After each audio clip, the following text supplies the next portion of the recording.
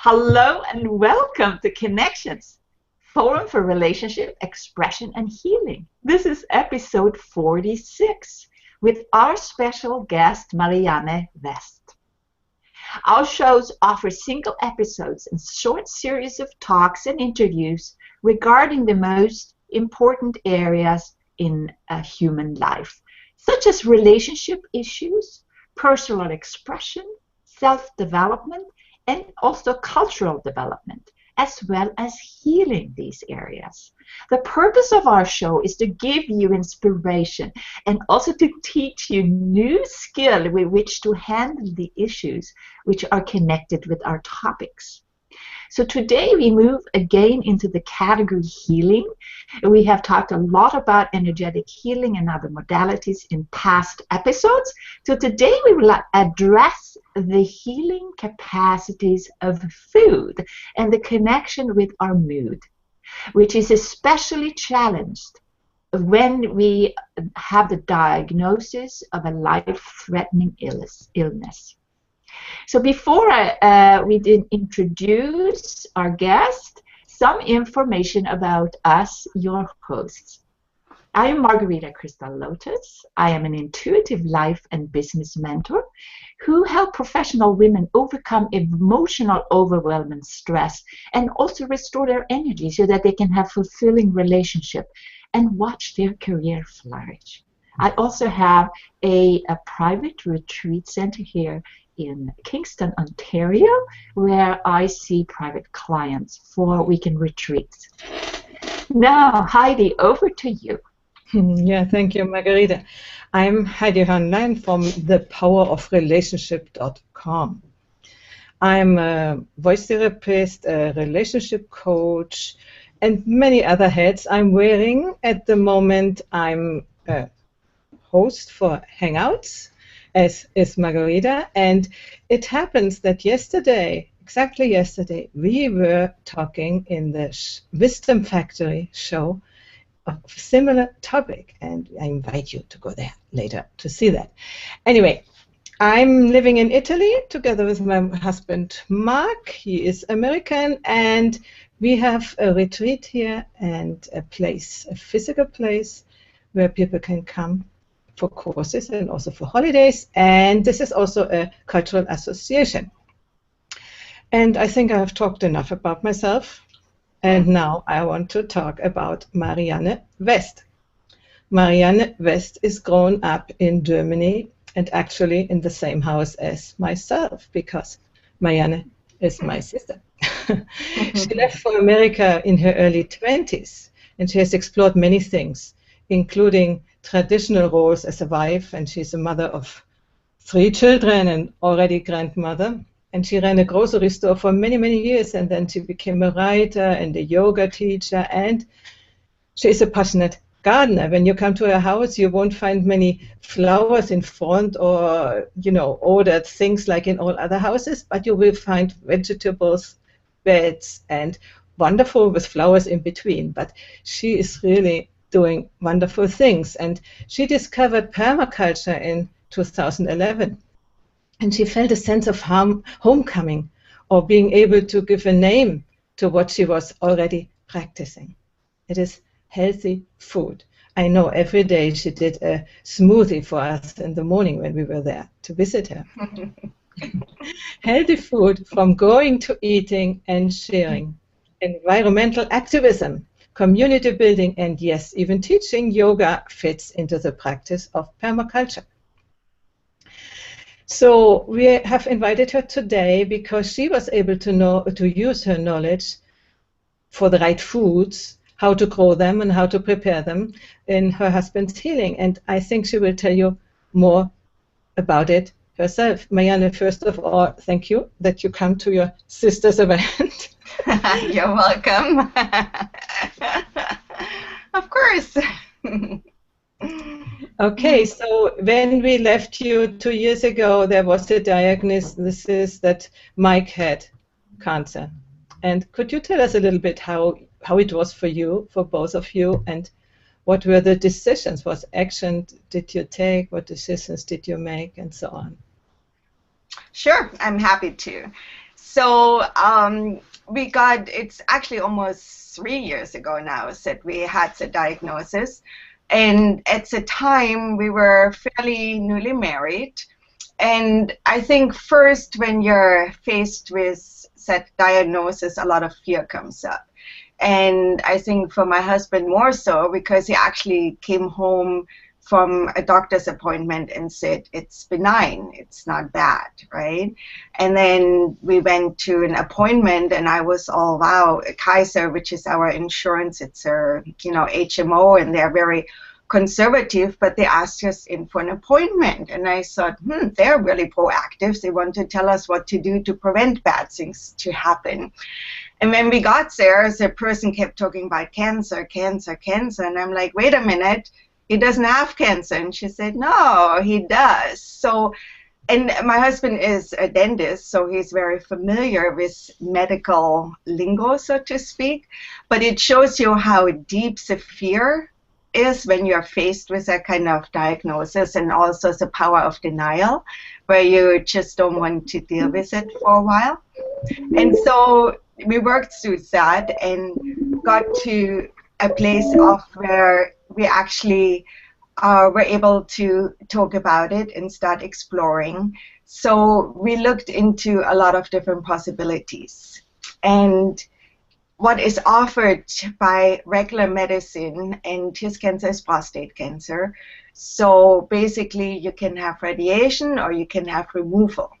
And both of those things lead to side effects, which might not happen in all cases, but it's a pretty good 50+% chance. And they include things like incontinence and impotence, which are kind of not so fun options to have, right? And so I have to backtrack a little bit. I myself had cancer, I think 12 years ago now, maybe 13 years ago. And at the time, even so, I was using alternative methods. I chose surgery. It was a cancer my father died of, and colon cancer, and I was with him when he passed away. So remembering that not so, fun or very painful journey really towards death, I had a lot of fear at that time. So for me, surgery was, yes, I have to do this. And at the time, my homeopath even told me to do chemo, and I did, and it was miserable. And I never, ever, ever would do it again, and I never, ever would suggest to anybody to do it again, because it's more you survive chemo than you survive cancer, really. So I had all of that in my own background. I had said fear I had dealt with, I had said disease story I had dealt with, and now here he was with cancer, and he was with his own emotions. So lots and lots of stuff came up at that time. But I was pretty clear that I really didn't want to see him go down the traditional medicine route of, surgery and radiation and just being pretty miserable. So we explored different things, and I think I more than him, because that was more my field of interest, lifelong interest really in nutrition and, all those different things. And we came across a couple of things very close to us in San Diego. So I live in San Diego, California, and actually just maybe a couple of blocks from our house is an institute called Optimal Living Institute. And they have retreats, and you go there, and a lot of people there with cancers and other diseases. And basically, it's all raw food. They do wheatgrass, a lot of wheatgrass. They do a lot of wheatgrass enemas when you go there, and corn cleansing and all of that. So on Sundays, you can go and look at the facilities and look at everything. So we checked it out. We had a meal there. And and that was good. And, my husband is a little bit skeptical, but he was like, okay, this is fine. And then we also have the Gerson Institute in San Diego. which is a nonprofit, and it was founded by Dr. Gerson's daughter, Charlotte. And Dr. Gerson was a German doctor who was active in Germany, had to flee during the Nazi time. And so, he was in different stages of making his way to finally come to America, where he practiced and further developed his therapies, the Gerson therapy. And he died in 1957, and the word is that it might have been foul play involved, because, at the time, pharmaceutical industries were getting very prominent, and he certainly was promoting a therapy which had nothing to do with pharmaceuticals, but all with natural food. So I went to a little bit what this is, because you were naming some names which I personally don't know. Okay, so I can get there, but I can do it now too. So which one would you be interested in first? You named something which I just Gerson? couldn't get the word. No, Gerson before was something. But all this stuff you said, what you all did. These okay. Maybe OHI? Mm-hmm. Yeah, that's the Optimal Health Institute. That's an institute in Lemon Grove and also in Texas, which people can go there for a week at a time and do their therapy. So actually 1 week, 2 weeks, 3 weeks. So let me just finish this really quick, and then, so you have the overview of the story, and then go ahead and bombard me with all the questions you want to ask. So the Gerson therapy is, we got the book to learn about the therapy, and it kind of spoke to me a lot, I think, because it is German-based, so the food was easy for me to understand. There's a lot of baked potatoes and so forth, but the Gerson therapy, the emphasis is that you flood the body with nutrients and you detox at the same time, and you support the body. So, and we can go into details what that involves maybe throughout the session here. So just to finish up with his story, so he decided to go to OHI, that's the Optimal Health Institute, for 2 weeks. And he was, even so it's just a block away from us, he went there with his little suitcase and stayed there. And a lot of their emphasis is that you have to heal the body and you have to heal the mind. Because if you're not working with the mental aspect of, any kind of disease, with a fear around it, with the behaviors which have gotten you down that path, with releasing stress and so forth, it doesn't, it always is helpful to do things on your physical level, but if you don't release the mental part as well, full healing can, it's harder to take place, or you have to kind of release that mental, emotional part which gets you down the path of disease to allow your body to heal fully. So those 2 weeks were very good for him. And as I said, we went together and we had a meal, and I loved it. It was so good. It's all raw stuff and it's wonderful. So then the day he went, I went there and I had a meal with him, and it was really good. And then I went again the next Sunday he was there, and we had the meal, and it was exactly the same stuff, and only it's the third time for me, and I was getting kind of tired of it. So for him coming back, we talked about what is sustainable, what can we do? And honestly, I couldn't see myself eating, said, Optimal Health Institute food for 2 or 3 years. I couldn't see it. If I'm already tired of it after 3 meals, and I asked him how the meals were there, and basically it was the same for breakfast, lunch, and dinner. So you have your salad for breakfast, you have your salad for lunch, you have your salad for dinner, and you have some raw crackers, and I'm like, there's no way I can survive that.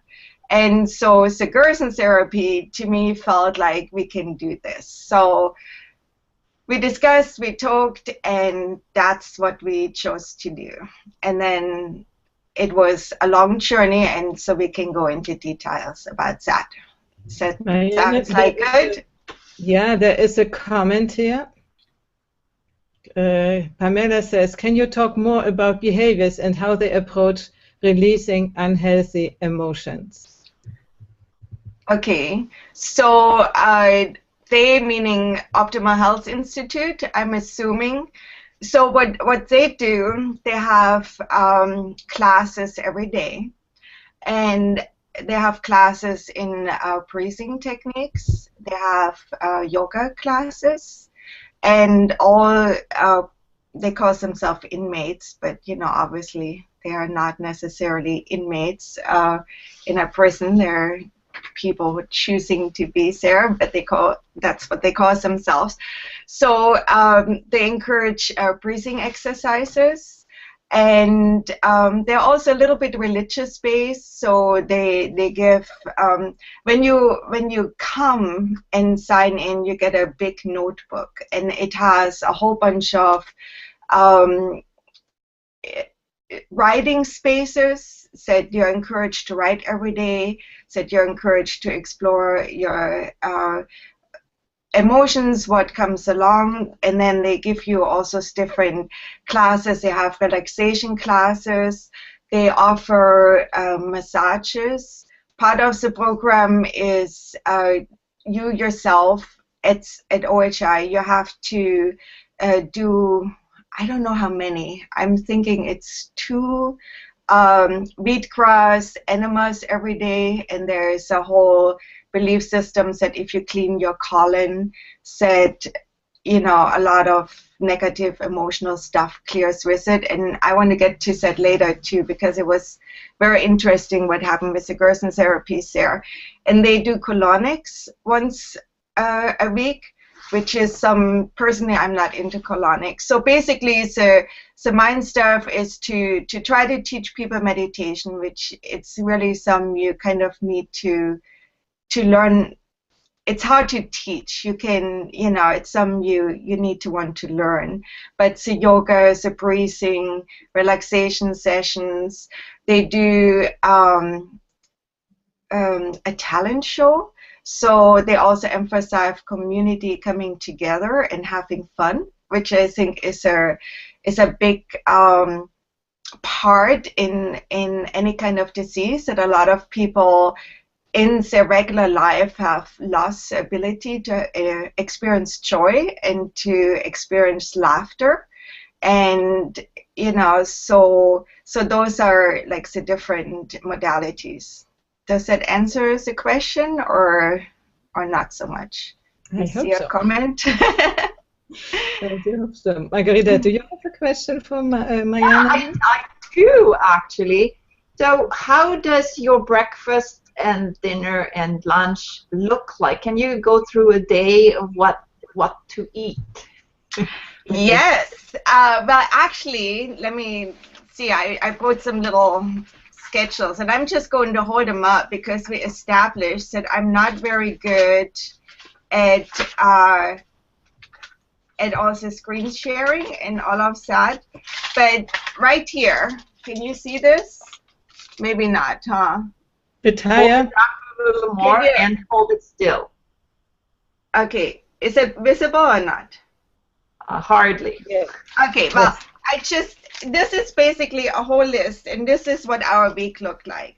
And there are all those little categories. So breakfast, lunch, and dinner, and I put this away again, is really the smallest part of the Gerson therapy. The Gerson therapy is actually mostly raw food, even so you think you're eating all the time. Okay, so if you're on Gerson, you take in about 20 pounds of fruit and vegetables per day per person, and a lot of that happens through chews. Okay, so let's just go to the actually intake part of the therapy. So you're asking breakfast.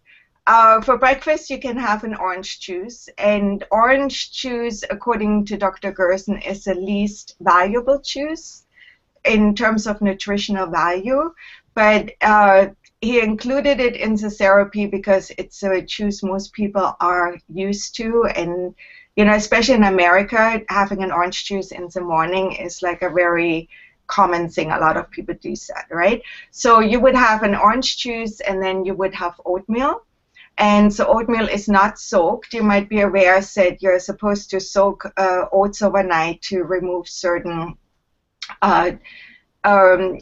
oats can hold on to minerals in your body if they're not pre-soaked, right? But for Gerson, you actually don't pre-soak them. You just cook them a day because they can remove toxins from your body as well. So you have oatmeal. You're allowed 1 tablespoon of sweetener per day.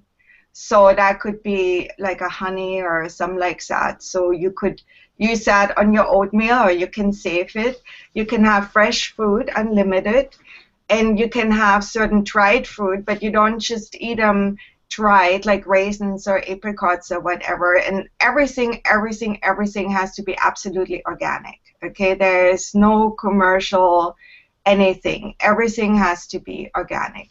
And so if you choose to have some of the dried fruit, you pour first hot water over them and let them rehydrate, or you can put them overnight into cold water, because if you eat them actually dried, it's too much of a sugar rush, so you don't want to have that much coming up. So that would be your breakfast. But then throughout the day, especially if you're on the cancer therapy, you have 13 fresh juices, and they need to be juiced fresh and consumed immediately. And that's really the biggest bulk of the therapy. So you have that 1 orange juice. Then throughout the day, you have 4 green juices. And they're a very specific recipe on that. And I try to do that screen share later because I wrote the recipe down so people can see that. You have 4 plain carrot juices, and then the rest is carrot apple juice. So those, you see yourself on the juicer all day long, making a juice, drinking it, cleaning the thing, and here you go again, making the next one. And especially for cancer, you're supposed to use a Norfolk juicer, which is a major investment. It's very expensive. It cost us $2,500 to buy it, but it comes with a 12-year warranty, and it basically lasts forever. And there are some other juicers you can use, but the main thing is you never want to use a centrifugal. Did I pronounce it right? One which goes round. You don't ever want to use a juicer like that, because for one, it puts more oxygenation into the juice, but it also, I don't know, it's an explanation. I have to look it up now to see it, to actually make sense. It's one of those things you read and you go, yeah, I got it, but now I can't really tell you why. But you can look it up, and I put some resources together I can post to the show notes later on where to find out more information, and how to use the juicers and all of that. So you're a little bit like when the heat comes off of the centrifugal force, it alters the food, and it's also oxygenated, which is we don't want that, right? Right. It's the heat, it's that, and it also kind of turns the charge into negative, I believe, so then it becomes not as healthful for your body. So for anybody, no matter if it's just that you want to uplift your health, or if you're if you're having any other disease like MS or chronic fatigue or whatever it is you're doing the therapy for, or just anybody, it's best not to use a centrifugal one. So there are a lot of masticating juicers like a Champion and a Green Star, and all of those which are much better, and they are becoming more and more popular and easy available. So usually it's the juicers which are really cheap, and you can find them in all the discount stores, or big box stores like Costco and so forth. They run maybe under $100, and they're usually the centrifugal ones. So those are actually not so good for you. It's best to avoid them. You want they're called masticating juicers. So they're basically what it is. They're first grating up your product, and then they're squeezing the juice out of it, and not by the force of going round and round. So for the Norvog, you crate it, then you fold it in cloth, and then there's actually a hydraulic press which takes the juice out of the pulp. Yeah. So that was breakfast, right? So then immediately after breakfast, you start with your first, you have a green juice, and then half an hour later you have a carrot, and then you have a carrot apple, and there are different supplements coming with it. And then lunch and dinner pretty much looks the same. So you always have a soup. It's called Hippocrates soup. And it's made out of, it has garlic and onions and leeks and potatoes and tomatoes and let's see what else is there. A little bit of parsley and parsley root if you can get it, and celery root. And if you can't get celery root, it's a celery stalks. And everything on Gerson needs to be cooked on low heat. So you don't have anything going on high heat really fast. So it's a soup, you simmer it on low for like 2 hours, and then it has to be milled, so it takes the fiber out. And people go right there, they go, what? But fiber is good for you. And yes, fiber is good for you. But when you are trying to eat fiber from 20 pounds of vegetables, you explode. You know, nobody can do that in a day. So, and, you know, especially when people are sick and the system is not working so well. If you have so much fiber in your body, it would just, you know, bloat you up. So, but you're still eating fiber. You're eating the oatmeal. Then, so you have a cup of that soup before lunch, before dinner, or with however you choose to do that. Then you have a baked potato, and you have a salad, and you have 2 different kinds of vegetables. And they're basically cooked that you put a layer of either tomato or a layer of onion on the bottom of the pot, and then you put your veggies on, you lid it, and preferably you have like one of those pot sets where the lid fits really, really tight so no steam escapes, and then you cook that on very low heat. And so that was one of the first things when we got on Gerson. I burned everything because it's really hard to get things on really low heat. You don't add water. And the other thing, you don't add salt to anything, salt or pepper. There are some fresh herbs which are on the permitted list. There are some spices you can use. For example, you can use bay leaf, but it needs to be fresh bay leaf, not dried bay leaf. So I have a little bay leaf tree growing. And so no salt comes from I don't know if you say assumption or a theory or discovery of Dr. Gerson said when people are developing disease, that the salt-potassium balance in the cells is not correct. So usually it's opposite from what it should be. And this is like a whole big thing, and if you're really interested in, you know, the scientific reasoning for why that is, I would recommend to read Dr. Gerson's book. There is one book out, it's called 50 Case Studies. He wrote himself, so it's quite an old book, but it's very interesting, and it also talks a lot about environment, and I want remind me to ask me about it if I don't get there, okay? So, but he will explain all of that, why that is. So in the therapy, you eliminate all salt intake, besides what is naturally in food, where there is a lot of salt in food, actually.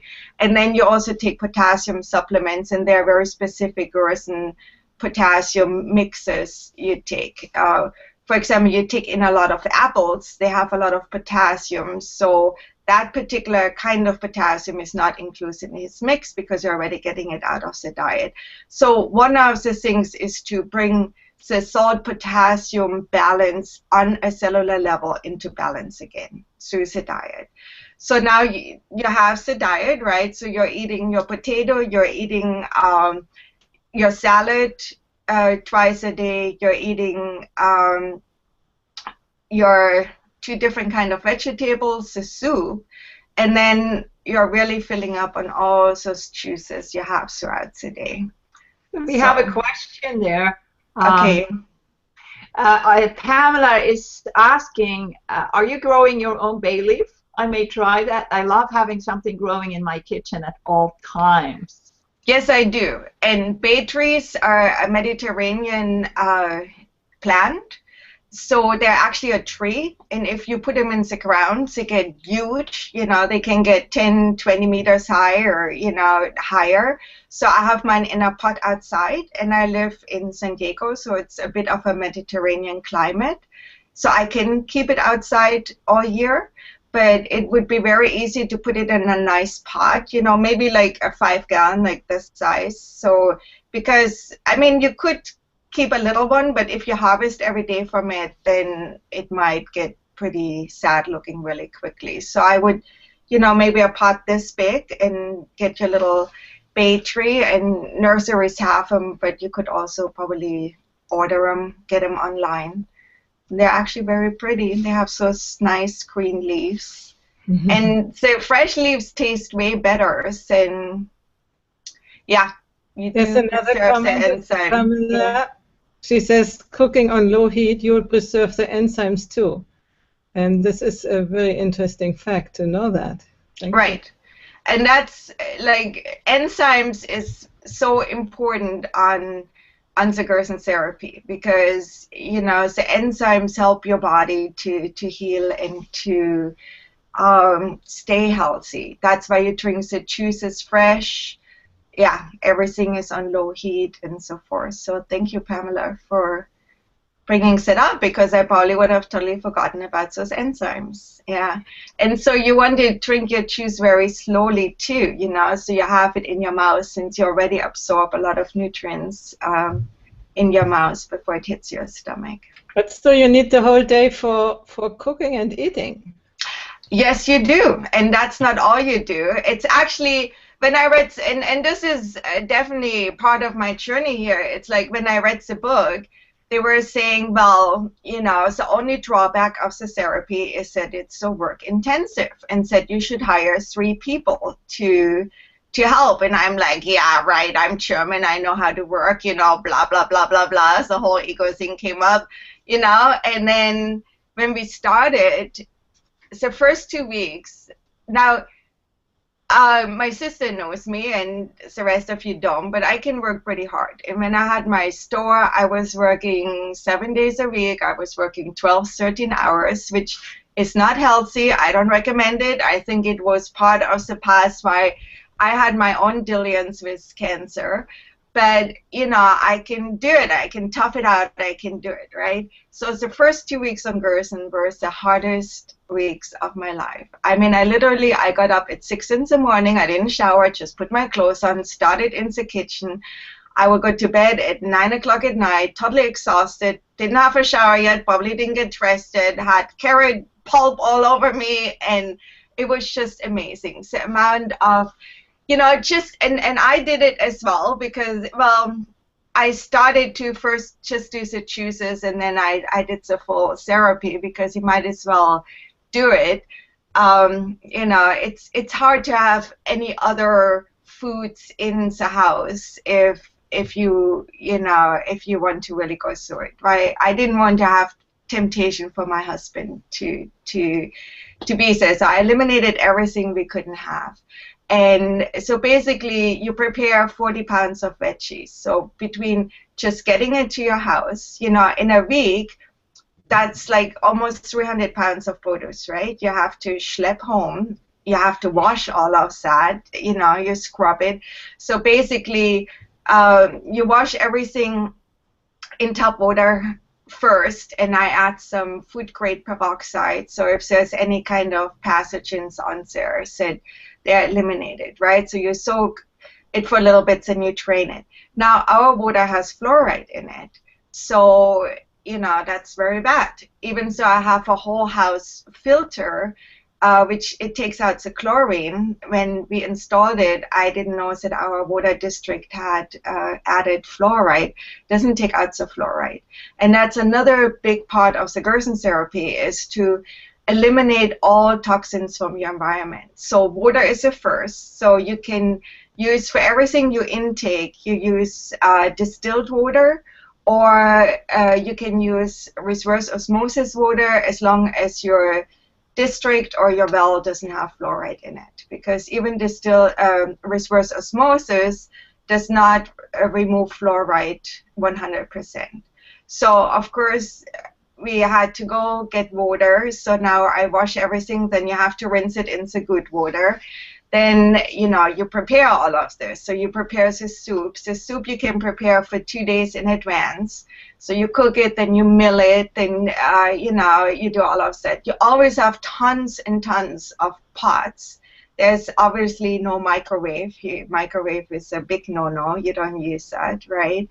But then, you know, everything else in your environment, this is like a big part, which we already were pretty good about not having any toxic chemicals to clean anything with, you know, dishes or household items, because basically what most people are using is on the no-no list. You know, you can, like, I don't know, like any of the name brand washing powders, can't use it.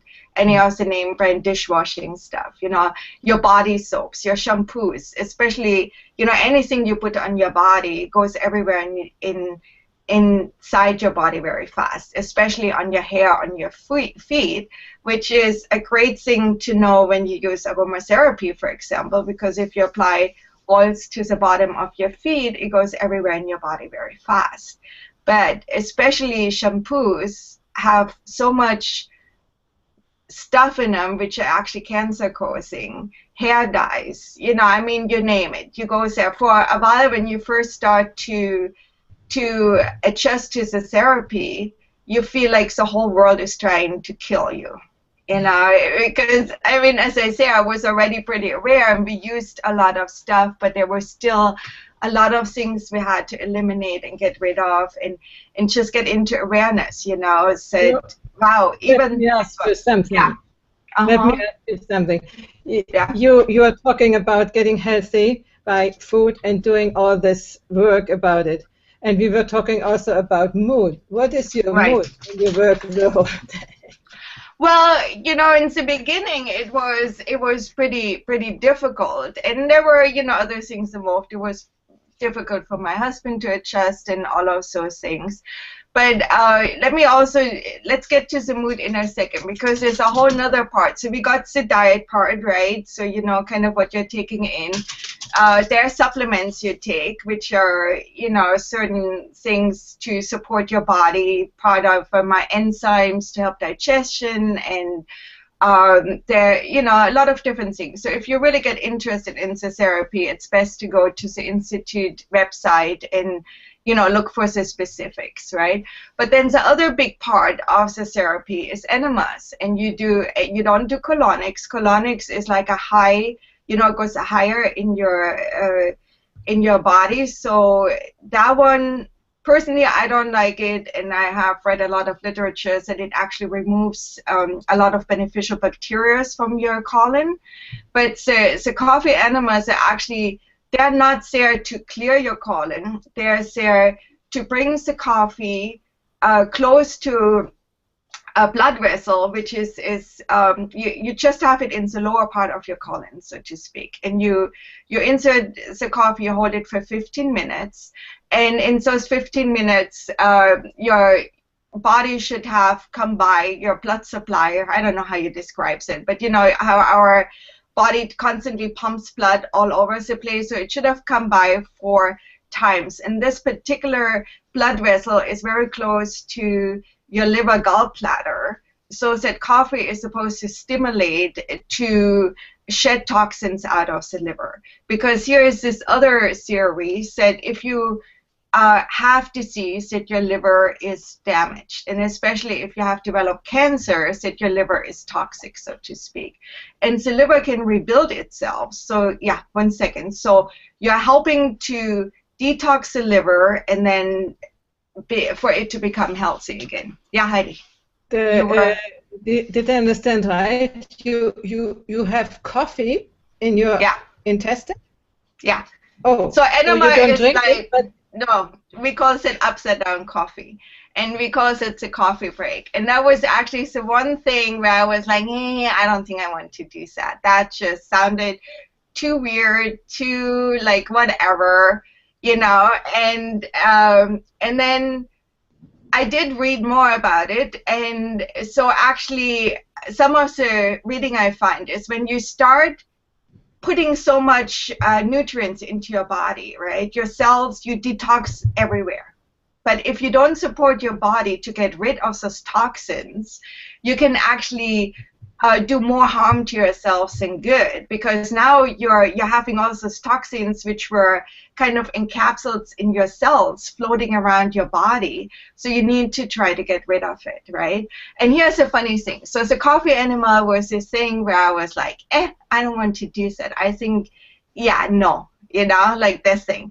And most people which are new to girls, and there is a really active Facebook group, and I'm going to post a link to that too, to the show notes, where by now there are like 6,000 people on there. When I first started, there were maybe 80, but most newcomers go like, you know, I don't know, I'm afraid of that. But what it ends up, it becomes your most favorite time of the day, because that's a time where you just get to lay on the bathroom floor, do nothing. This is a wonderful time to meditate and to just relax and to be in the flow, and you just relax and hold there. And it becomes very easy to do. And it's a very powerful detox, and it supports your body a lot. And the reason I brought this up first is, while you're going through the therapy, you're going through things, it's called healing reactions, right, where old things come up, and those old things are not always physical. You know, you can have old physical symptoms coming up, like people say they broke their leg when they were 10 years old, and suddenly that area hurts again, and then, you know, it's gone. Or they have like skin issues they have had for 30 years, and they flare up and then they're gone. You know, stuff like that happens. But a lot of emotional stuff comes up, and people go through very deep, dark phases, and it's very common when you start this therapy is that you go through this end of the world scenarios in your head. You know, just like a lot of old stuff you thought you had dealt with on an emotional level comes up, and then it goes. So it's actually, you know, a very powerful emotional detox as well, which to me was super interesting, because you think this only happens by doing active, you know, work, but your body holds on to emotion, you know, on a very physical level, and when you can release those, you know, it clears things up. So I thought it was very, very interesting. This is interesting. We could go on and on and on, but we don't have much time anymore. Oh no! I think we are sort of to the end. We can do maybe other 5 minutes. So I would invite first Margarita. Yeah. What is your impression of what you heard? Yeah, this is a very interesting area, and it's lays warm on my heart too, because I have my own little garden here, and I grow garlic, potatoes, and onions. Yay! Kale. Kale is wonderful. So that's what I planted. So and this is, and I was thinking the other day I did this pea soup. And I had lots of onion in there, and I then added some lentils, and I let it sit on the stove for 2 hours, and I thought, yes, I'm doing something right here. So the takeaway for this is like, okay, I do the oatmeal and I do these soups, and I'm pretty good at right on track, I think. I don't do I do the coffee this way, but you know. So that was really cool to learn about what these things are and what you eat during this therapy. So thank you for coming, and yeah, inspiring. You're welcome.